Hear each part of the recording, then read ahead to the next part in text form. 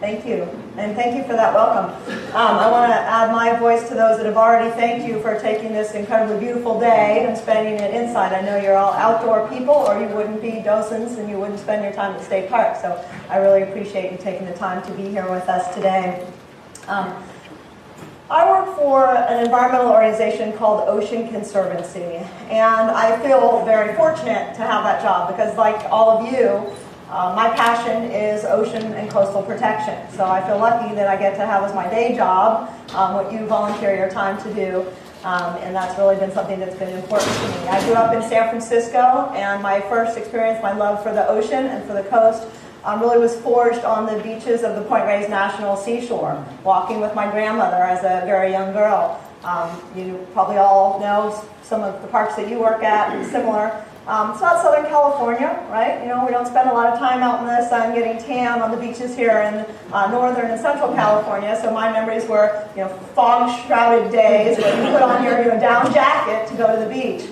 But that really made a big impression on me and has been important to me throughout my life. So again, I feel very fortunate to be able to work on ocean protection as my day job. Oh, a little too much. There we go. You all know the negative stories, right? The oceans are in trouble. We read about it in the paper. We see it on the news.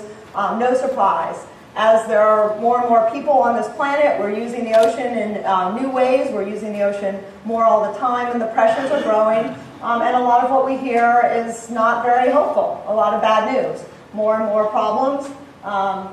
From oil drilling and the consequences that we've seen all too clearly in the last several months, to pollution from sewage and chemical pollution, pollution from farms and other industries, to things like plastics that we're starting to hear more and more about, the impacts of plastics on our oceans and on our beaches. To big issues that are somewhat overwhelming, the issues of climate change and ocean acidification. Overfishing, it starts to become kind of a litany, right? It's easy to get pretty depressed by all of the problems that are facing the oceans, both globally and here in California. But today, we get to focus on something that's a little more positive, and I think that's a good thing. It's easy to get overwhelmed and discouraged by all the negative headlines and all of the problems facing the ocean. But it's also important to have perspective and to recognize that 100 years ago, some of the iconic species that if that shade was up, we might be able to see right off the shore here, gray whales and sea otters, were really driven almost to extinction, and yet some of those creatures are coming back. It's not all bad news. 50, 60 years ago, we were dumping essentially raw sewage off the California coast. We have made a lot of improvement in a lot of ways, and it's important to, I think, not have the bad news get us so down that we can't take action to keep that trajectory towards the positive. So here today we're going to talk about one of the solutions and something that I think really is a good news story for the ocean, the efforts to create marine protected areas under California's Marine Life Protection Act. Sylvia Earle, famous oceanographer, refers to marine protected areas as hope spots, which I think is a nice way to put it, and that's going to be sort of the focus of my talk today. The hopeful, the positive efforts that are underway here in California, and hopefully how you can all be a really important part of making this a success. So marine protected areas, it's a simple idea. I'm sure all of you are familiar with it, at least at the basic level. The idea of setting aside certain areas of the ocean and essentially leaving them be, letting them just occur in a natural way, hopefully letting them restore and thrive. It's the same idea that we've been applying to the terrestrial environment for 100 years or more, right? The idea of state parks, the idea of national parks. Protect habitat, protect species within that habitat, let it remain in a natural way, hopefully let it recover where it's been depleted. Essentially recognize that nature can take care of herself pretty well if we let her. So this idea has really gained a lot of attention worldwide as a tool for helping protect ocean ecosystems just in the last 10 or 20 years. It's really a fairly new idea in the ocean world, although of course we have been using this kind of concept on land for so long. And here in California, We really are leading the United States with this effort. Other areas of the world, Australia, for example, there's been a lot of experience, a lot of positive experience with marine protected areas. But in the U.S., we've gotten to a little bit of a slow start, and California really is at the forefront. So what we're going to talk about today, I think, also demonstrates some of the leadership that California is showing in this area. So I'm sure all of you know Aldo Leopold, grandfather of ecology, environmental movement. I just love this quote. This is from Sand County Almanac, and I think it's just a perfect way to describe ecology. One of my colleagues at Ocean Conservancy, a fellow named Jack Sobel, wrote a book about marine reserves in 2004. And in his book, he made this analogy where he compared the traditional way we've managed the ocean, fisheries management, ocean management, to automobile maintenance. For most of us, many of us, for me anyways, often you wait until something goes wrong with your car before you take it into the shop. Maybe you do a little bit of maintenance, but you're not going to invest a whole lot of money in keeping your car running until you see a problem, until the light goes on, until you get the flat tire, and then you take it seriously, you take it to the mechanic and try to get it taken care of. And that's traditionally how we have treated ocean management. We've waited until there was an obvious problem before we've taken action. So with fisheries management, we've waited, we've fished and fished and fished until it's been really clear that the fishery is collapsing. And at that point, we're forced to take pretty draconian action to try to turn things around. With sea turtles, marine mammals, some seabirds, same thing, right? We hunted them to near extinction. When they're almost gone, suddenly we have the Endangered Species Act, we have a tool, and we rush in and try to turn back the clock. But by then, things are so severely impacted, it's really hard to turn them around. So by contrast, his analogy for marine protected areas is the airplane maintenance, right? Where you don't wait for something to go wrong.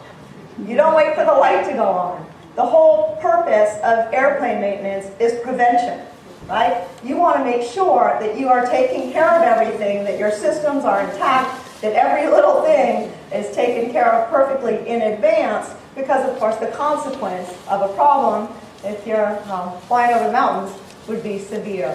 So just that basic idea of prevention, right? An ounce of prevention. And so again, back to the analogy. Traditionally, we've treated ocean management as something where we wait to see proof that things are in serious trouble before we take action to fix them. And the idea of marine protected areas is really a big change. Let's be proactive. Let's be preventative. Let's protect the whole system before, hopefully, we see the problem and show that kind of preventative care. So recognizing both the sort of simplistic appeal and the effectiveness of this idea of marine protected areas, of protecting habitats, marine protected areas have grown as a tool. They've been used more and more around the world. This is a little bit of a dated slide courtesy of PISCO. You'll be hearing from some of the PISCO scientists later, that just shows some of the areas around the world where studies have been done looking into the impacts of marine reserves, marine protected areas that have been put in place. So just to demonstrate, really this is a tool that has been used, is being used increasingly really all around the world. We know that there have been big changes in the ocean in California. This image is from 1910 off Catalina Island down in Southern California. Mola Mola, pretty amazing, right? If you see a Mola Mola today, you're impressed by them because they're so unusual, because of their interesting, crazy shape, and because of their size, which typically would be, I don't know, 10% of this size, and yet they still look so enormous to us today. But here's what we used to have right off the California coast. These images show giant sea bass, black sea bass, once a very popular fishery in Southern California. About 100 years ago, this was a big commercial fishery, and then a recreational fishery, popular with spear fishermen, until maybe 40 years ago. Around the turn of the century, again, a big commercial fishery both out of San Diego, where they fished Southern California waters around the Channel Islands, but also down into northern Baja. In 1932, the commercial fishery peaked at 1 million pounds landed catch. But by a few decades later, it was essentially gone. These fish were gone. We had fished them out. And in 1982, a full moratorium was placed on targeting these fish. So no more commercial fishery, no more recreational fishery, and most of the fish really were gone. They are starting to come back. I was fortunate to be scuba diving at Kaitilin Island last August and saw a couple of black sea bass. They were probably in the 200-pound range. My guess is the big one over there is maybe in the 700 or 800-pound range, maybe 5 or 6 for the one laid out on the gurney. So they are coming back, but the fishery again has been basically under a complete moratorium for 30 years, and we're just starting to see a resurgence. And certainly we're still at a tiny fraction of what the fishery was 50 or 100 years ago. So here I love this picture of the abalone shells, the abalone pickers. That's from Monterey Bay. So we're coming around to the Central Coast.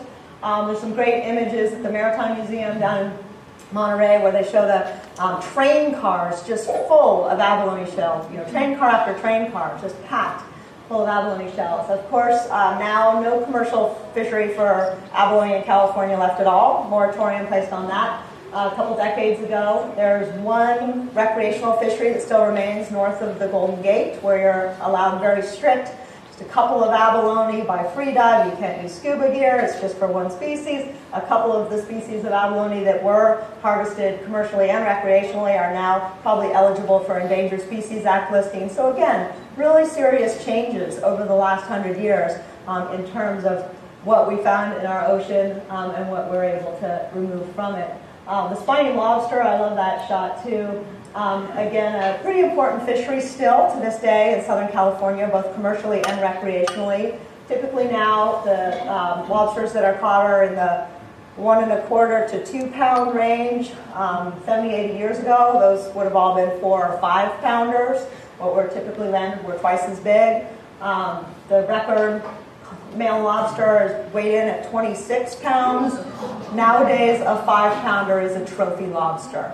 So this is actually a fishery that's considered sustainable, that remains an important commercial and recreational fishery in California. And yet again, you can see the size of the animals that are available to the fishery, just half or less what they were 100 years ago.